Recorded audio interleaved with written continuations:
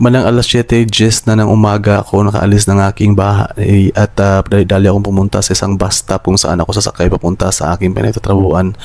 Hindi pala ako nakapagluto ng agahan ngayon guys dahil tanghali na akong nagising at wala na akong oras para kumain pa na agahan dito sa bahay. At ang ginawa ko na lang ay pinag-prepare ko na lang aking tanghalian para may makain ako mamayang tanghali. At napag-isipan ko na doon na lang din ako kain malapit sa aking pinagtatrabuhan na sa isang cafeteria kung saan doon na lang ako order ng guys. Good morning.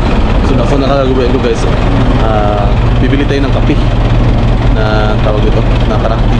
At kain na rin tayo kasi gutom na rin ako. So maraming tao doon sa dati kong binilhan ng karakti. So dito tayo sa walang tao.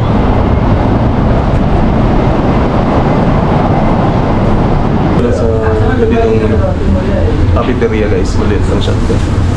Order tayo ng parata at saka karakti. So nag-order na ako ng karakti dyan guys at inantay ko na lang yung 4 na parata na ino-order ko rin. At medyo matagal-tagal siya at mayroon na lang akong 15 minutes for karakti for today guys. Mainit-init pa, mag-usap-usap pa. So kakain tayo ng parata sa Indian dish. So guys, meron tayong isang karakti. Meron tayong 4 na parata guys. Kita nyo, super parata. Super parata. So 4 na minutong inantay ko ang aking order na parata guys at kasi niluluto pa nila at nang dumating ito at na-ready ng order ko, so agad-agad akong kumain at binilisan lang dahil mayroon na lang akong 10 minuto para pumasok sa aking trabaho, no. So uminom ako ng mainit na karakti at kumain ako ng parata. Masarap siya guys, ang lasa ng parata. Hindi siya yung tipong parang kumakain ka lang din ng kanin or di kaya tinapay, pero ang pinagkaibahan lang kasi steam siya guys at medyo mabigat siya sa tiyan, matagal kang gutumin yan, kaya sinadya ko talagang yan ang kainin ko kasi hindi ako nagagahan sa bahay para pagdating ng oras ng dahil alas 2 pa naman yung break time namin ng tanghalian namin, so yan tamang-tama siya, kahit hanggang alas 2 hindi ka gugutumin yan. At sinabayan ko na lang din ng karakti para hindi ako antukin sa trabaho dahil Thursday ngayon at busy kami sa trabaho, so iniisip ko na baka late na rin dumating yung mga afternoon shift, so kumain na lang ako ng heavy meal dyan. Guys, kakain tayo ng pananghalian at ito lang yung food ko for today.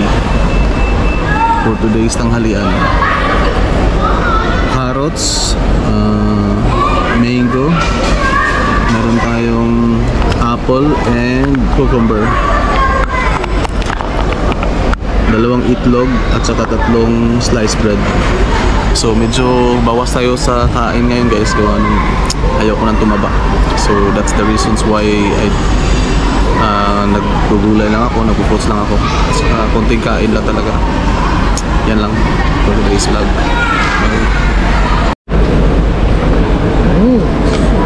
Kain tayo guys. Guys, Jervis, new vlogger for today's video. Yan yung food niya.